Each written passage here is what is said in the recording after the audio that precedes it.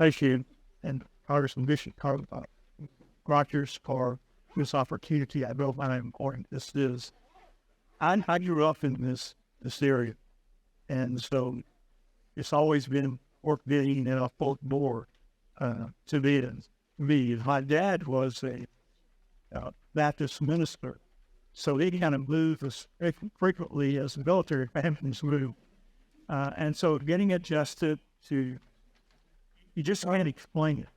The stress on the spouse and children and families, trying to readjust and make new friends in a new community that's often very strange to them. And so this kind of support that they're offering, I think is a medicine place, because so goes the family, really so goes who's ever trying to meet, and to be able to do the things that person needs to do to be a leader. They have to have that support, and if that support is neglected or not there, it's very, very difficult. So I thank you, both of you, for doing this. For those who attended, I thank you, or your portions, General Roger. I thank you for noting the importance of this as well. So we're going to start this panel with a presentation of Blue Star families. So I'm going to ask you to go on. Thank you. My name is Brooke Lawlin. I am the Associate Director of Policy for Blue Star Families. I'm going to present a little bit of data on a variety of topics here on health and wellness, and we'll get right to it. So Blue Star Families' mission is to build strong communities of support around military families to improve our military readiness. So we listen to our families through our research, and we share this information through Congress and through our communities and our civilian and military partners. We partner nationally and locally with military-connected families, and then we act to deliver programming, events, and resources. And like my CEO likes to say, we like to make military life awesome. Next, I'd like to talk about spouse well-being. In our survey last year, we found that 25% of active duty spouse respondents reported a current diagnosis of generalized anxiety disorder, and 80% self-reported PTS disorder. And this is when we compared these with deployment disorder, or when we compared this with separation of their service member. Fewer than half, about 42% of active duty spouse respondents agreed that their health was excellent, while 2/3 of active duty spouse respondents, about 67, reported that they do not have a current mental health disorder. But 25% were diagnosed with general anxiety disorder, and much higher level of an overall population of the general population. This also, in 2021, we found that 41% of spouses reported that they didn't sleep well enough, and this had a negative effect on how they responded to their health. And 2/3 of active duty respondents reported that they had a relatively smaller portion of active duty respondents reported that they were separated from their service member due to deployment or training or geobaching at the time of their fielding, and they didn't get enough sleep to function effectively from those that were not separated from their service member. 1/3 of active duty spouse respondents with their children at home stated that 39% agreed that they didn't get enough good quality sleep to function, while 49% of their counterparts who did not have children at home felt the same way. Of those respondents of open-ended questions stated what was preventing you from getting enough sleep to function effectively, the most common cited reason was stress and anxiety. Physical health reasons related to chronic pain was 25%, and parenting responsibilities was 21%.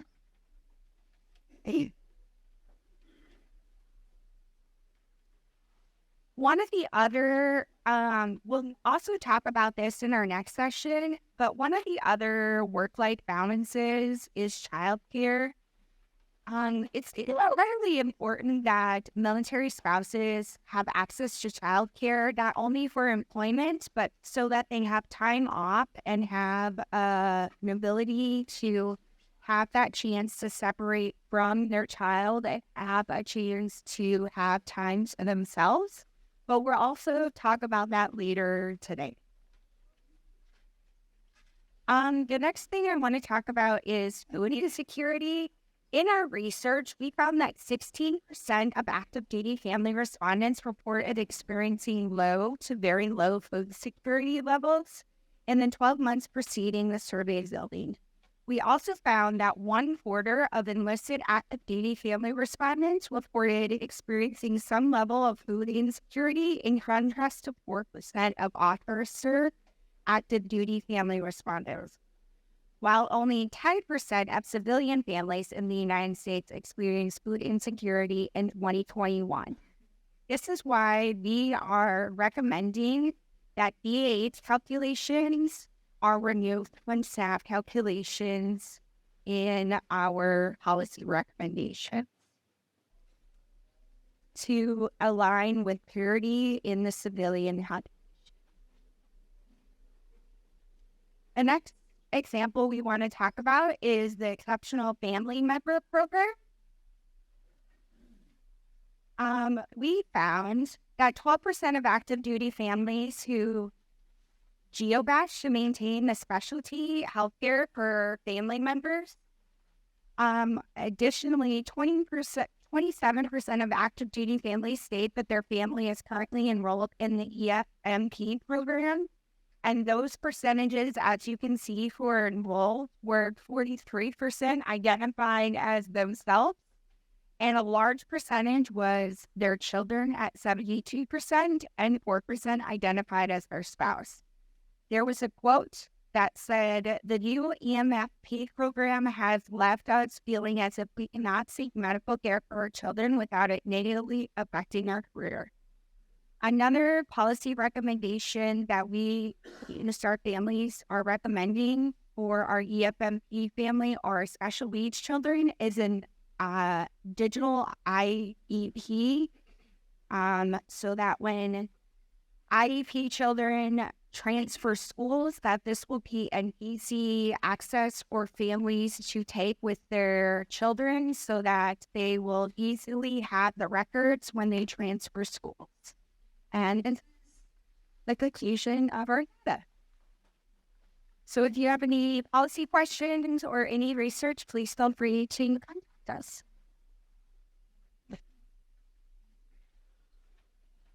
Well, you have access to her right now. Are there any questions that you have that has been prompted by her presentation?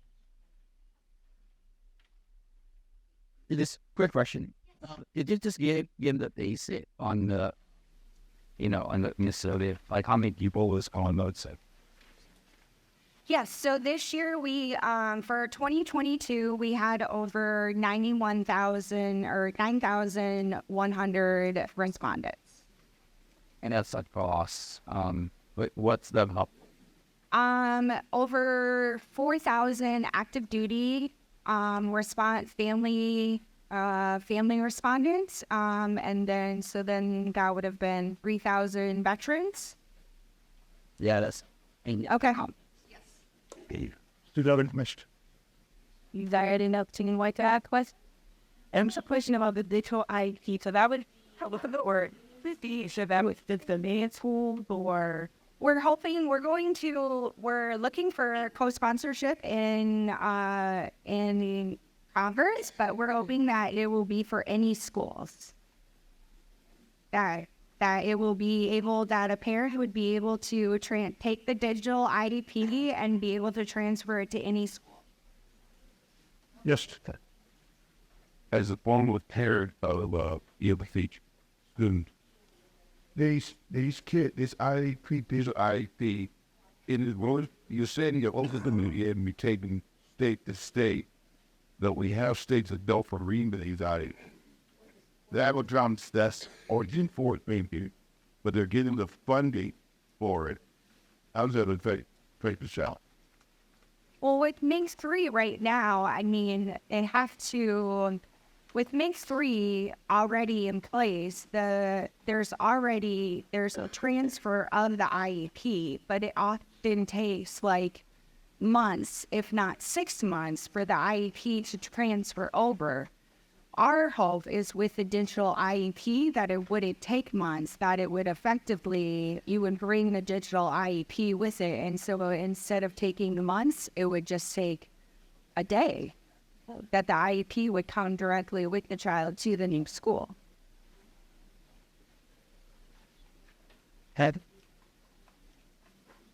you very much. It sounds like a lot of these things fall into the wheelhouse. So down at the end of Tom Whiting and the Pastoral Institute, Tom, would you like to tell a little bit about what your services are and how they can benefit from that?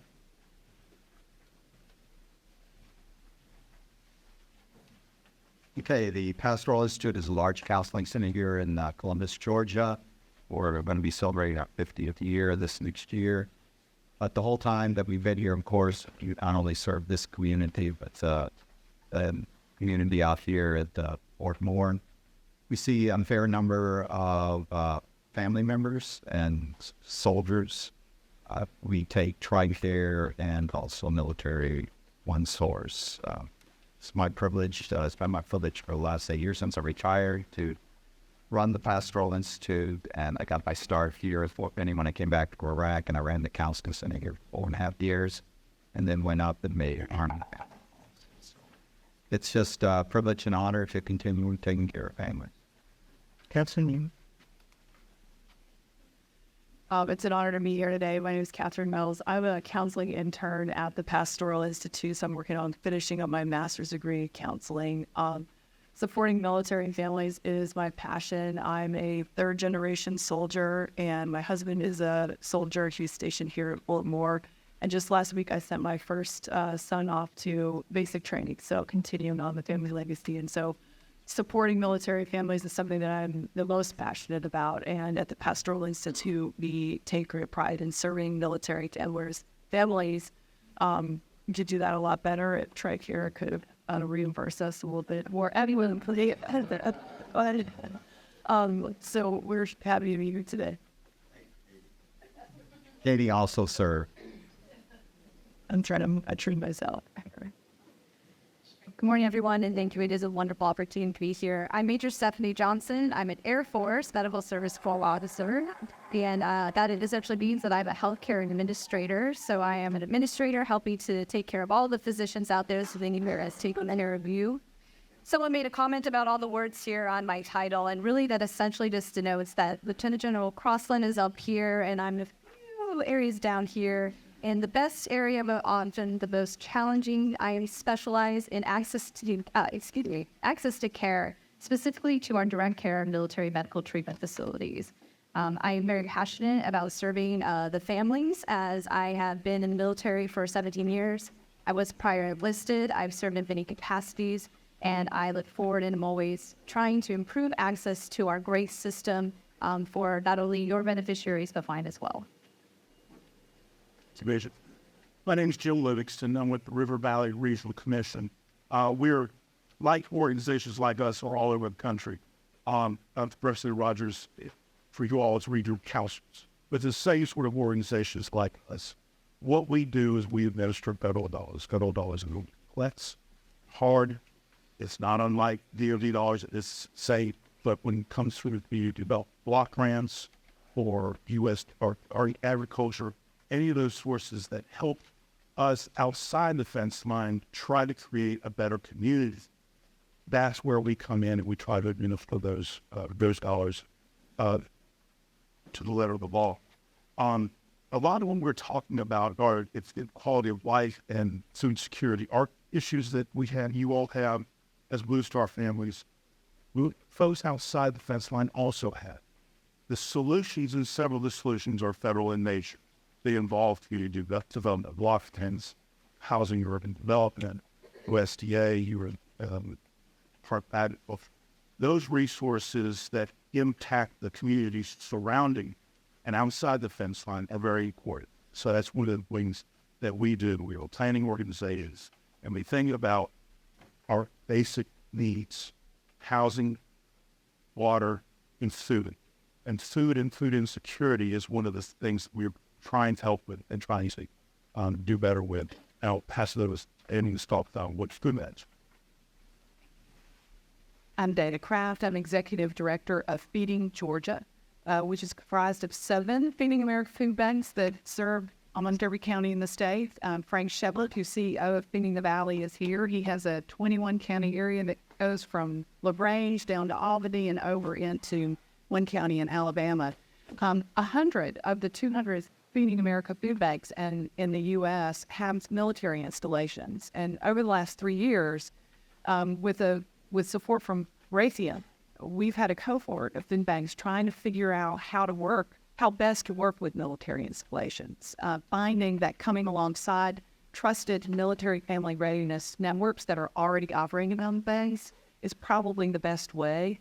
But we are having varying degrees of success from base to base with being able to make sure the families know what community resources are available to them, and also helping them understand how they can access SNAP, and working on the policy side with Congressman Bishop and Congresswoman Rogers in order to remove the barrier that military family members have to accessing SNAP, where they are unfairly penalized for their housing allowance.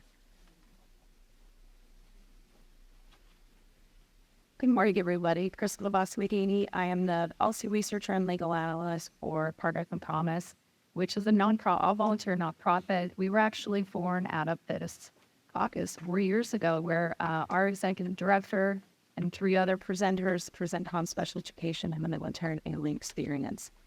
Through that experience, I met Michelle Borman. We formed Partners in Promise, and we focused primarily and solely on military kids and special education. So your concerns, sir, about the IEP going state to state is exactly what we're very much concerned about.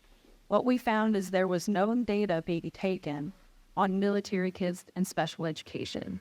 So we are a new nonprofit, but we take an annual survey. Our data is presented to stakeholders and decision makers, and what we tracked this year was outcomes. We really wanted to see what are the educational outcomes of military kids and special education. And it's impossible to kind of track because there's no identifier for there's an identifier for military children, right? But there's not an identifier for military children enrolled in special education. So then how do we track their outcomes? What we found is only 58% of our survey participants were on track to receive standard diploma.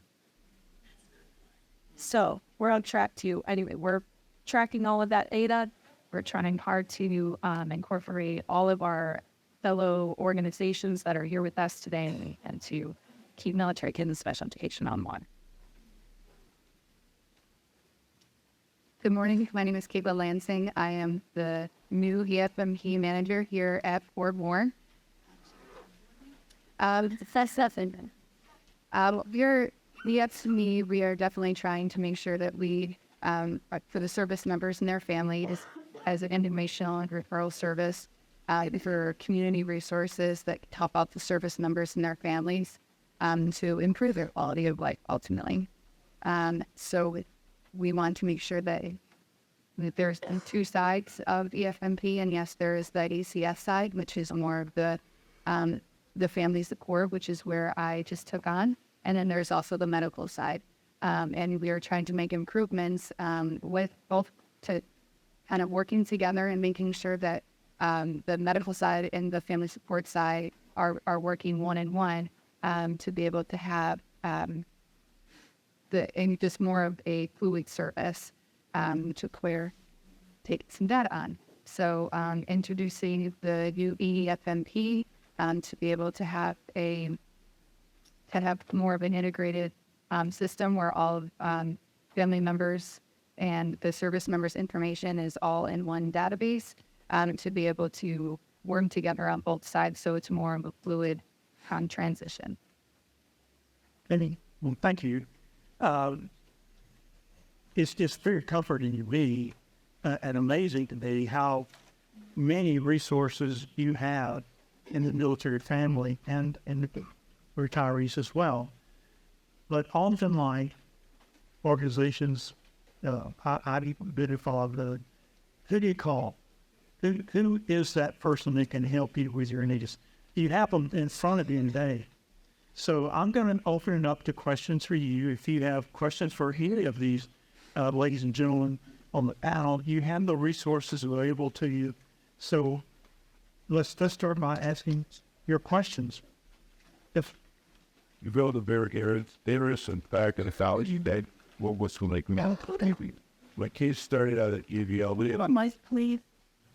They came out at JBL in a very comprehensive EFMP program that there were 17 people always in the room when we did our study.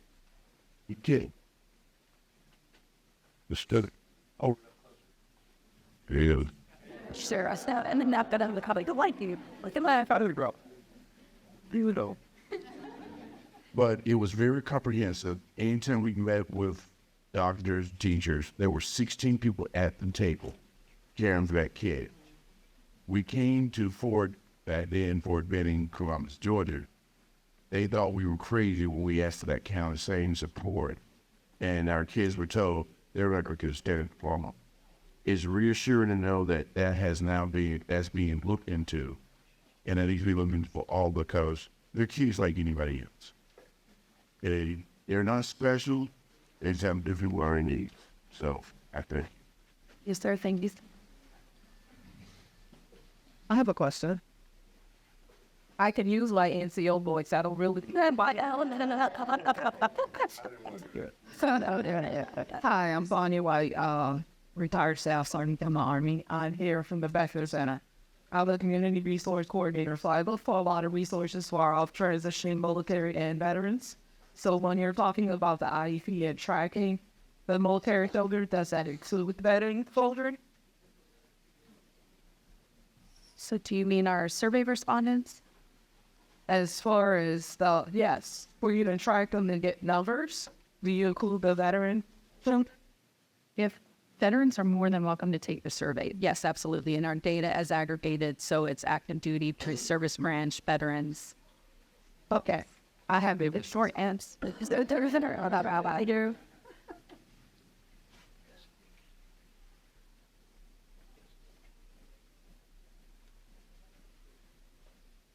it made it think.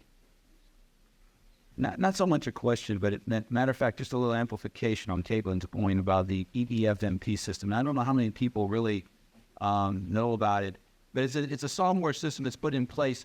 But the beauty of it is you don't have to carry around a New York-sized phone book worth of documents anymore from post to post. If you are if you have exceptional family members and you're going through that process. The other part of that is while it's digitized and you can track, the beauty of the system was designed that we can track a request for EFMP through the system. We can find out how long it's been sitting in a particular office or location waiting for a decision. So we know where those pain points are, those choke points, and so we can identify that. And I don't know if Gerald Coslin's still here, but the idea there is DHA has recognized that there's some challenges in getting decisions out of some of the MTFs. And so there's been additional resources put into that. So soldiers that have exceptional family members, this new system was only about a year old, and we're still working some of the bugs out. but it's a much easier way so that you know where those actions are as opposed to just being lost in the shuffle somewhere. So, Caitlin, thanks. I just wanted to kind of amplify that because it is a step forward for those of you that have exceptional family members. Now you can see where it is in the process, and we can identify and get those roadblocks moved out of the way. Like, Yeah. I have a question. I think one of the things that is societal now that they say that everybody feels like they're under a lot of stress and anxiety. There's so many changes going on in systems that we used to kind of know how to operate, but now they are tweaked and they're different. I wonder, Tom, if you could speak to really the anxiety level of what y'all are treating, not only with the military family, but everyone. Okay, so I think most of you are aware that post-COVID anxiety levels have remained high, particularly among young females, high school age females, college age. Suicides were up.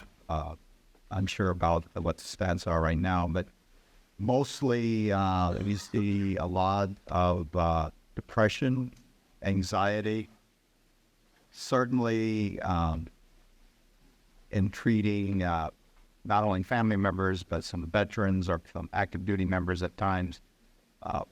Right now, I was telling someone this morning that right now that some of the clients are just now presenting with some of the psychological wounds from the war. So, everybody processes their stuff at on their own timetable, and certainly we're still seeing people who are coming in and identifying their wounds.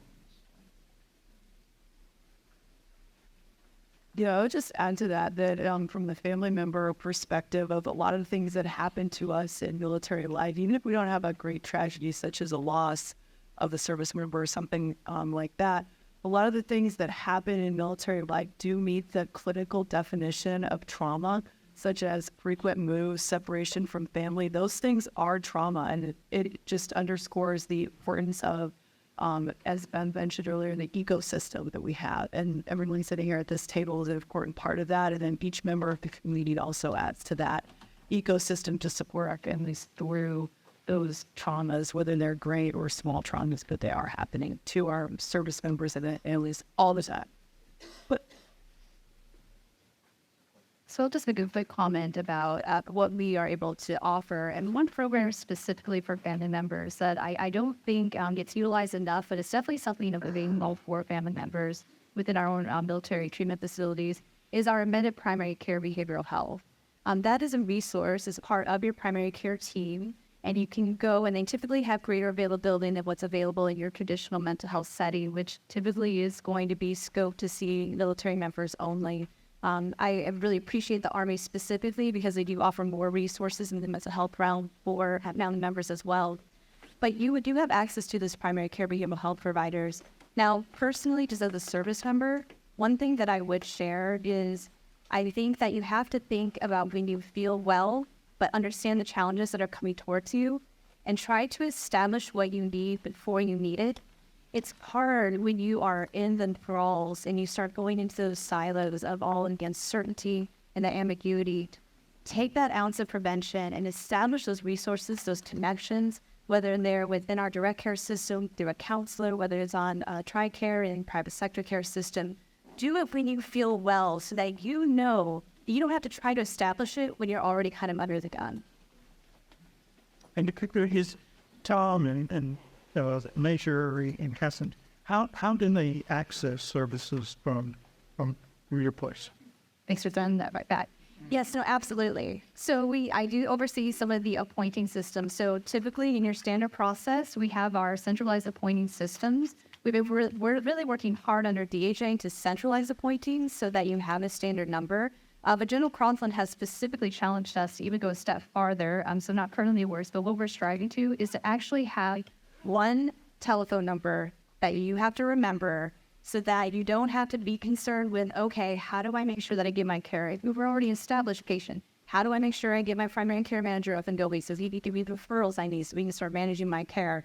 you can just remember the one number. But yes, basically through the appointment line is your primary point, and then also through the patient portal. So we're trying to also leverage technology and we'll do more digital solutions so that it's easier for you to manage your care without having to wait on the telephone line to seek care. You can schedule appointments virtually through the portal, and we're trying to also explore in the future better digital options to help not only schedule appointments in the traditional sense, but perhaps get your needs that don't necessarily require you to actually see a face-to-face visit with your provider. If you can do the virtual visit because you don't want to haul the sick kids out, I know I've been there. I don't want to bring them into the doc. I'd love to call the nurse advice line. That's another great resource for folks, especially when you're traveling. The nurse advice line is always available. Especially, I personally use it for my kids, but I just want that sanity check. I'm not quite sure I should take them in. Do I sit in the ER for 4 hours so I can go to urgent care and possibly even stay at the same length of time? Call the nurse advice line. Just have that sanity check. And I mean, at the end of the day, whatever choice you make, you have options to you. But utilize those sources that are available to you. And if you have any questions specifically about how to access care, the TRICARE websites, we have health.mil. You can actually go and look and see the performance measures. Someone mentioned, I believe the young lady standing up mentioned about measures. That's part of my bread and butter specifically for access to care. But definitely check out your sites. There's a lot of resources available to you. And at the end of the day, I'll put in one more plug for the patient advocates at your sites. Part of what we see with the patient experience under my division is a patient advocacy program. Oftentimes it can become overwhelming especially when you have a lot of needs, your children have a lot of needs, and you don't know always, or you want a second opinion, or maybe you just have a bad experience. Those patient advocates are kind of that person that sit outside. They're not owned by a clinic. They're kind of seen outside, and they usually report directly to leadership, and they're an avenue for you to even help understand what's going on or help you deal with some issues that you may be experiencing within the MCF that you don't think are quite right. Wait, does everybody know the number that she's speaking of? So it's 1-800-TRICARE for the number. And then if you do look up your MTFs on the website, you can find their phone numbers. Yes. Well, In the image education portal. it's on. Keep an eye on the body.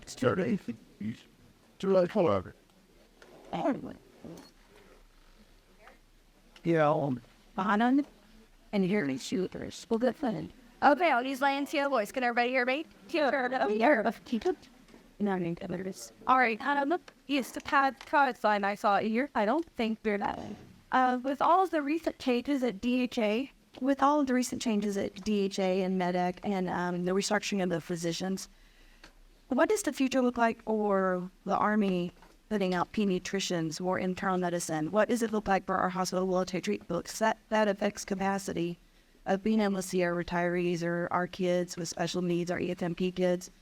And I know those service lines seem to have dwindled and gotten smaller. Yes, so I will answer this to the best of my ability. So first and foremost, CHA, of course, partners with the services. They are generating the amount of military providers that they need to meet the medical or military medical readiness requirements. But we do partner with them for DHA to ensure that we have the best amount of staffing that's appropriate for that area. So what I mean by that is we also look at network advocacy and try to help inform and shape placement of providers to ensure that we have coverage in areas where it's very hard to either hire the civilians and contractors, or there's not a sufficient network there to support and provide that supplemental coverage. Now, specifically, I can't speak to what the Army is doing specifically to address the number that they are required to generate. What I will say, though, is that part of our partnership and also as part of our cycle, we look to ensure that we are prioritizing resources to make sure that we're taking care of our active duty family members at a minimum in those locations, despite some of the staffing shortages. And as General Crosland mentioned, not only are the staffing shortages impacting our direct care system, it's an impact that's national. And I work for some very brilliant people, and they haven't been able to make providers rain from the sky. And I think they tried, even if they won't admit. But part of that is also what Dental Crossland's challenges to us is to think outside of the box in our traditional models of how we're delivering care. And I don't think that's just virtual and trying to open up and offset staffing shortages with virtual appointments, but also trying to redesign what those needs are to make sure that we're still delivering high quality care, but maybe not in the same conventional approaches that we have become accustomed to. One of our initiatives is looking at the PCMH model, possibly going to an acuity-based model to open up capacity with our resources and best meet how patients want to seek primary care, ensuring that the right people are placed in a patient-centered medical home, but maybe opening up capacity by allowing others who are more acute-based type of needs come through resources in another way. So I don't think I fully answered your question. I don't think I'm capable of fully answering the full question, but I hope I at least did my best in providing some clarity. And Tom and Catherine, how do people access your services?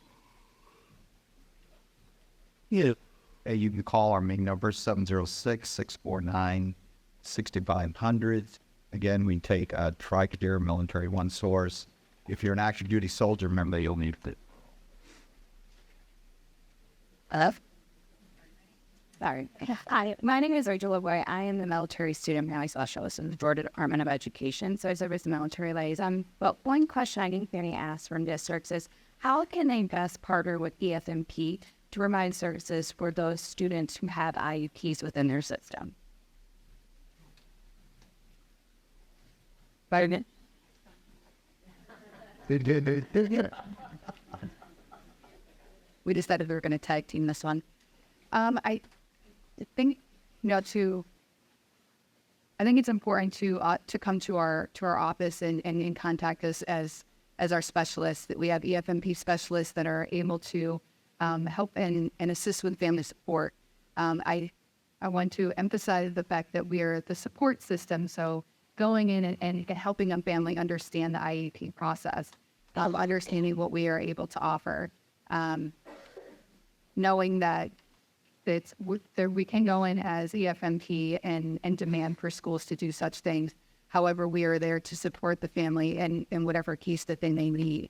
I think that with EFMP as a specialist or me as the coordinator manager, making sure that families understand that there is going to be services that we're able to support on post and hopefully if there's any community supports that we need to be able to offer those as well off post. And So I want to give a little context for folks who don't really understand how special education works. And if they don't know what this thing is called, the IEP, it's an individualized education program. And those are children with identifiable disabilities in the public school district. Now, the school districts are required by federal law to provide a free and appropriate public education, and that is delivered through the IEP. Now, when you have a military family that goes from Fort Carson over here to Fort Moore, and they have a very different experience, it's because, and I'm a fan of the 10th Amendment, giving states autonomy to implement the federal statute, the IEP is going to be implemented differently in every single school district. So you take children who are behind educationally, they're behind their peers, they relocate every 2 to 3 years, say they go to the place that doesn't have the same supports where they came from, they're going to be farther behind. Now, how does that affect them when they move 2 to 3 years?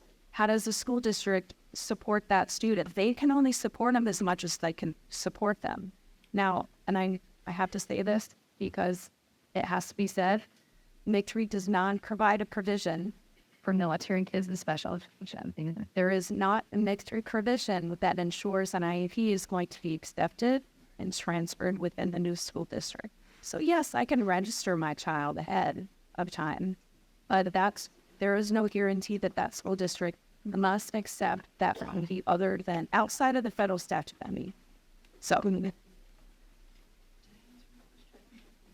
Jim? Sir. I've asked the point. It can't been to fake, and you need to that. You're a free catcher. He's Oh, man, Alan. You're splitting. The light is on. There we go. Okay. He saw my hands. trying to get Will. So when, her question was about them districts getting in contact with EFMP to coordinate those services. So I've used EFMP Family Support for my own child who has an IEP. Both my children have IEPs. So my question is, when you are on a military base, the school is not a DODEA school, it's a district school, and that school is negatively impacting military children with special education, who do you talk to? Because at a previous location, attempting to go to, let's say, the colonel, general, whoever was on the base was like, well, that's a district school, so I don't know what I'm supposed to do. So, and I don't know if anyone can answer that on this panel, but if you're a military family, your child's in special education, they're not getting the supports that they need, the district is not doing everything they can under federal. Before you go that route, we were informed before to go to ADA, the American Disabilities Act, the Civil Rights, and do that route. Is there anyone in the military hierarchy that addresses those military family needs? Any other attention, Kim? Oh, I see it. That's what it is. So, good morning. My name is Clonetta Jefferson. I'm a school liaison, and I serve at Naval Submarine Base Kings Bay. I work So, part of what I think we have is issue of parent education as well. Them understanding the EFMP process, understanding the special education process. The school is intended to be the subject matter expert for students as well. I don't make myself out to be a special educator, but often families find themselves in situations that had they contacted me first, we could have negotiated and navigated some things that might have mitigated some of the things that they're experiencing a little farther down the road. So I would just encourage that. As far as healthcare is concerned as well, we have a strong team of military and family life counselors who are embedded in our local schools who provide on-site support for military children who may be experiencing any number of social emotional issues associated with military lifestyle. And so that's another resource that's available to our KD-12 children and their parents as well. One last thing, this is not a question, but just about policy. We talked about the licensure reciprocity earlier for military spouses. I'd like to throw the idea out there that we have some sort of medical reciprocity for military children, if you will, because what we find is that when children are moving from state to state, and I'm a military spouse of 22 years, 1 month, and 12 days, and raised 3 children in the military and have an active naval officer serving right now, that when our families are moving, even into the state of Georgia, they have to put their medical records back onto a Georgia form. So they're given by MIC-3 an additional 30 calendar days to demonstrate that kind of medical compliance, but it would be so helpful in a perfect world if we could wave a wand, right, a policy wand, that we could create a medical form that military children could carry from state to state. That would be so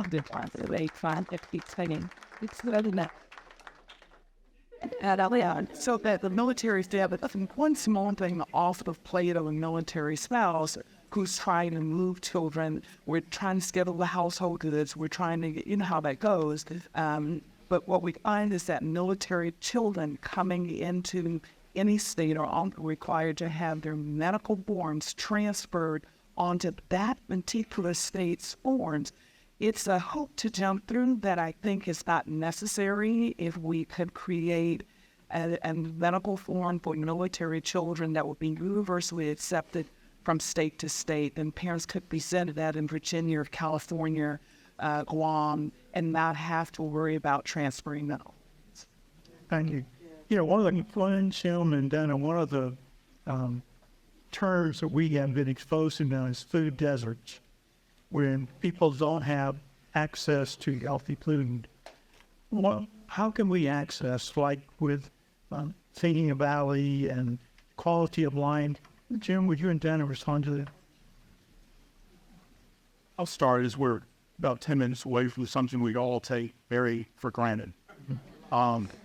We don't think about food very often because we view it as abundant, mindful. It is, in some ways, becomes more quality of life issue. What food am I going to get? Am I going to go to Visit Weekly or am I going to go to Whole Foods?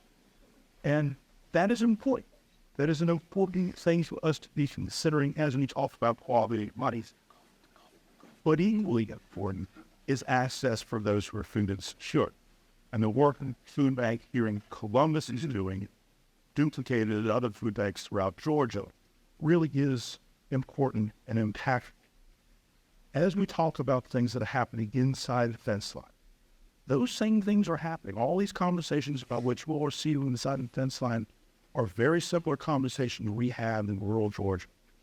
At the lack of access to health care, the lack of access to quality intake, issues that what they small have are duplicated outside the fence.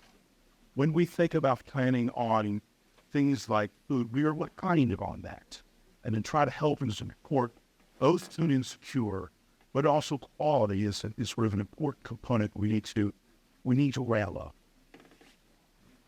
So the food bank network was designed to provide emergency food assistance. And for your E1 to E4 military families, many junior enlisted coming in already several years along in their work life, married for children. And children, I hear this conversation about concern about children.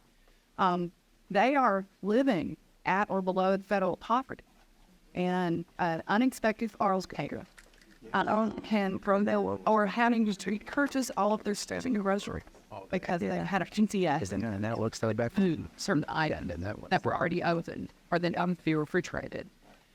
Could really put them in a situation to where they don't, and my daddy would say they had too much money left at the end of their money.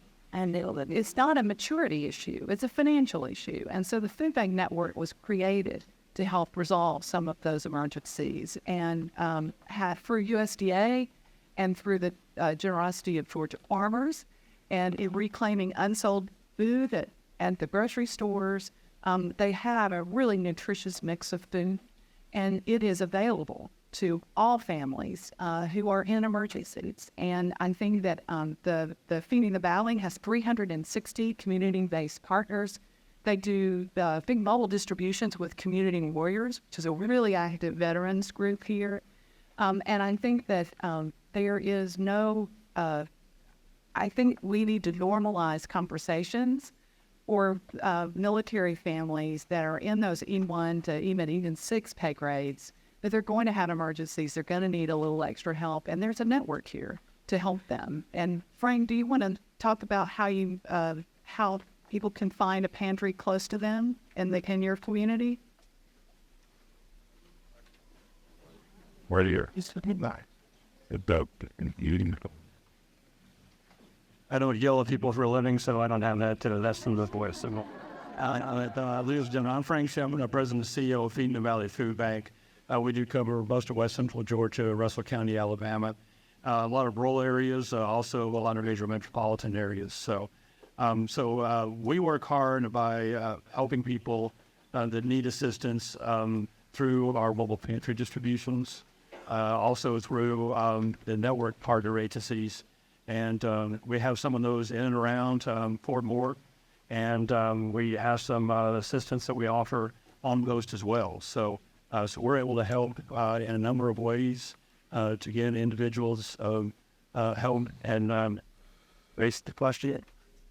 Just how they find it. Just how they find everything. Okay, yes, I'm sorry.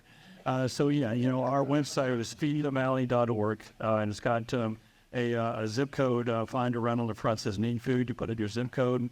It shows you a list of our partner agencies in close proximity to you, their hours of operation, their address, where it is, and you can get that assistance. So, we're trying to make it as user-friendly as possible for individuals, and anyone that needs help.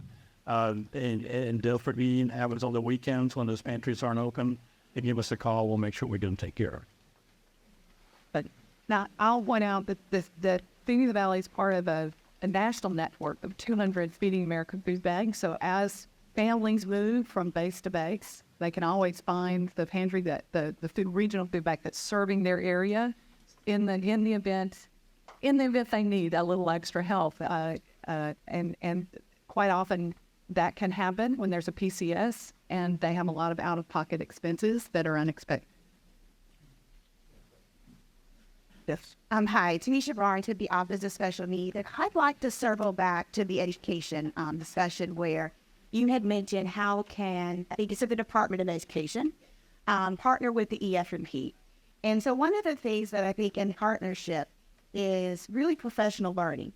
And so one of the biggest things that I think a partnership between the Department of Education to better serve military-connected students is educating professionals that serves this population of students. Not only do you have curriculum changes, you also have legal allowances under the Individuals with Disabilities Education Act. You have not only the special ed provision of services that can differ from local education agency or local education agency, where a child will be getting Linda Boone Bell in one district and go to a completely different district, and now there's a whole nother system that they're going to be educated with. And then you have the standards, and all 50 states don't have the same standards. So you're getting children who had various degrees of learning in this new environment. And so professional learning on how to serve military-connected students, where some students would need acceleration, other students would need remediation, and how do we get not only teachers to understand that, but how do you get your administrators to set an environment, they have an actual, where they're setting up the schedule to allow for the type of education that military-connected students need. So I think we target a lot about the educators, but it's also the school administrators. And then for DNP, how those people come in and talk to your professionals and explain military life, because a lot of your educators don't know that and is not a part of the higher education system unless you're in a military-connected state. And I think I love what we're doing for IEPs, but my biggest stance is before you ever get to a due process case, that child hasn't been served. So what can we do to make sure the quality of education is strong from the very beginning? And that would be my recommendation to support EFMP. Thank you so much. I have a comment on that, actually. Well, just a moment, please. We really discussed that, and I know that you have given a lot of valuable information. You want to make a comment? All right. One of the things that I say is that my son just entered 6th grade. He's on his 5th day, 6th school. So I lead with that. And just to give you one last data point from Parkers and Promise, 78% said that they are stressed out by the special education process, but that it does not deter them from serving. Now, we look at the outcomes of these kids in special education, and only 50% are on track to receive standard diploma. That family is going to take that into consideration with how many more years does my soldier have? How many more moves does this mean? How much farther behind is my child going to be? Are they ever going to be on track to get a standard diploma? Thank you. I think also, I just like to comment as moderator, we should be ashamed if we have military families who are lacking footing. That's something 60 compensation clause. I don't know how to remedy that. We have two bright people here who I'm sure are working on that. But that's really an indictment to all of us that those young men and women and families struggle in a food desert. That's a financial issue, not of our coalition. I think it's 12 o'clock, and so Insistent. It is just been. all right. So I cut off somebody's question, and I didn't really mean to do that. Yeah, I didn't mean to do it, but I saw it. I'll tell you against the tide. I understand. It's fine. I just wanted to piggyback off what she was saying. So I'm a military spouse. I'm also a licensed mental health professional. I'm also a special education parent advocate. I have 2 kids on IEPs. And part of that bridge with the Georgia Department of Education, the EF&P as well, that I want to add into, and I will be getting both of your cards, is that they need professional development on mental health in the education setting, specifically on autism and ADHD. Because I have a lot of educator friends, professionals, family members who are saying, I don't know how it presents. And so I'm struggling with supporting it because I'm still doing the training from 2003 on autism and how it presents and ADHD, and it's not accurate. And so I have an autistic son, I have an ADHD son, and I'm also autistic and ADHD. And so I'm very passionate about that, and I think that that is some of the disconnect. And I want to shout out EFMP Family Support. I didn't utilize it here, but at my last youth station, she was the one who taught me how to be an advocate for my child, and she's the one that got my child his IE. And so anybody has any other question, you have 6 minutes now or 5 minutes now to ask that question. This will take about 30 seconds. All right? I just want to know, Fort Moore is a trade-out installation. So we do a lot of training here. You have a lot of service members that come here to train. I've run into this at least twice a year.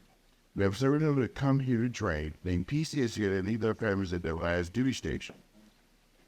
EFMP says one thing, and when we get orders trying to get them back there, they're told you can't go back because you're EFMP. That makes no common sense. How do we clear that up? And I've raised your regulations. I think we show EFMP, you're ready to say they can go back. It is always a fight. Matt, some of you experts, and this on that one. I think that that's a question for higher than me. There's, when it comes to the EFMP process, I think that that's one of the arguments that we have heard a lot. And I'm also a military spouse. The reason why I wanted this position was because I was a social worker in a school district in Kansas for almost 7 years. I've seen it, I've heard it, I hear it. I think that, it's hard for us to make any kind of decisions or say that here at this level, as that is such a higher level than, why it's every service member's, I guess, case by case. Why did they go? Why are they unable to go back? What is what is the services that are needing to be provided for their family member? So I think that that's also something that has to be taken into consideration when talking about that.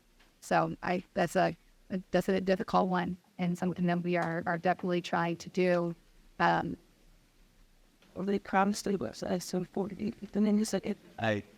let me just take a stab at that for you. And I don't have a perfect answer, but I will tell you that in doing some of the one with the EFMP program, what you find is that a decision to PCS a family to a installation, and if they have EFMP needs, is really based on, is the care available?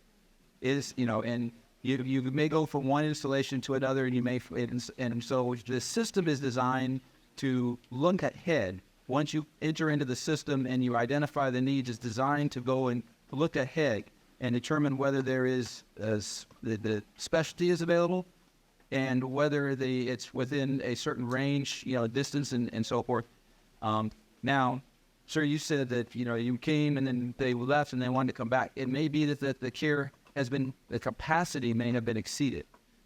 So there are factors that are involved and then so in PCS is what you find is that soldiers are often given these two choices of installations where the EFMP need can be met. Not necessarily a perfect answer, but that's how the system is working, and it's really based on capacity and capability at the location. I'll just say this, now I'll use my old teacher voice and comment this, but one of the challenges I have as an educator and a service provider for the military families in my area is that as a subject matter expert, I don't get access to prospective gain or loss information. So it does inhibit my ability to coordinate service before the family's arrival. I have a strong relationship with my local education agencies. I serve 5 counties. And so we work very closely together with educating the educator and helping them to understand. The problem I have as a service provider is that I try to get information about my families prior to their arrival, because then it affords me an opportunity to then have a conversation with the director of special education, with the local educators about what a child was receiving at the sending school and how we can best provide for that student's care upon arrival and actually have things in place before they arrive. But I have to depend on the family to self-identify because we don't have anything in place now that gives me the information about which families are coming my way, especially those EFP families. I don't know that they're there. And so they hit the ground running, often uninformed, ill-prepared, and they're running into roadblocks that they didn't have to run into had I known they were coming, but no one on the military side gives me the information that the family is headed my way. So if I knew I had a family coming from Washington, a family member with 2 children, one with ADHD, one with ASD, all on meds, has assistive technology, on and on and on, I could get some of those things taken care of before the family arrived. But right now, I don't know that they're there until they've gotten in process. You know, they're the state now, and they're filing the case because they didn't have access to me or to someone who can support them, whether it was the EFMB case liaison or some of the service type. Thank you so much. I think we've used up our 7 minutes, and so I'm going to turn it over to Ken. Oh, man. Let's give Dr. Hilton and our towns a lot of time.